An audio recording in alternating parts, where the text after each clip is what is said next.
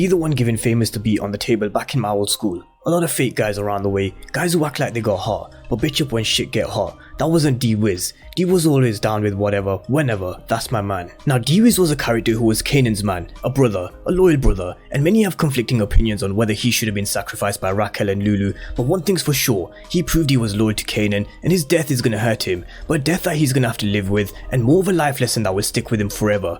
D was someone who was down with whatever, whenever, and at the end of the day, he was someone that was just looking out for Kanan, and also the Thomas family's best interests, when he mentioned to Kanan that he saw Buck on the corner of 140th. So it was Kanan who made the call to deal with Buck themselves, and Kanan was right when he said D-Wiz was someone who had heart. He was someone who wasn't gonna bitch up when shit got hot. That wasn't D-Wiz. He was down with Kanan all the way. He was actually the one who killed Buck 20 by claiming the kill in episode 2, but the streets needed a body, and there was always gonna be consequences to Kanan's actions.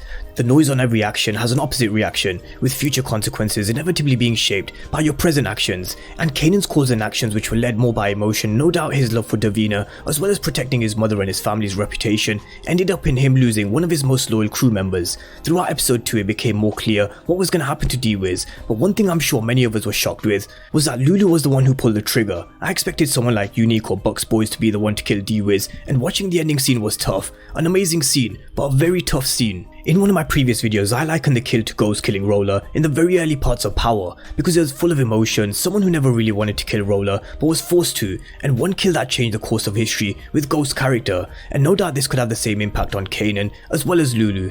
This is going to be the first death that Kanan's going to feel, and it's going to be something that will teach him how unforgiving the streets are, and every action has consequences, but I don't think it's going to be a death that will hurt him the most. I think that's still yet to come. Now Lulu was someone who definitely did not want to kill D-Wiz, and you could sense the remorse, you could sense that he didn't want to do it to this kid, but the decision had already been taken out of his hands by the boss, Raquel, who shows she's willing to do anything and willing to sacrifice anyone for her son, and that's how far she's really willing to go to protect Kanan. Now what made this scene even more sad was how Lulu gave him the time of his life before putting the gun right to his head and pulling the trigger and sending him to the other side. Now there will no doubt be blowback from D-Wiz's death, because just like Buck, he has people too, and more specifically, he has a brother who's just been released from prison. Now a lot of people have mentioned that his brother could even be Breeze. Now whether it's Breeze, we don't know, it's just speculation, and we're just gonna have to wait and find out, but I do feel they don't even have to introduce D-Wiz's brother straight away. They can wait a season or two and really keep us in suspense and keep Kanan and the Thomas family in suspense, but I do feel he's someone that we will meet in the near future, and his intentions are going to be clear. He's going to want revenge for his brother.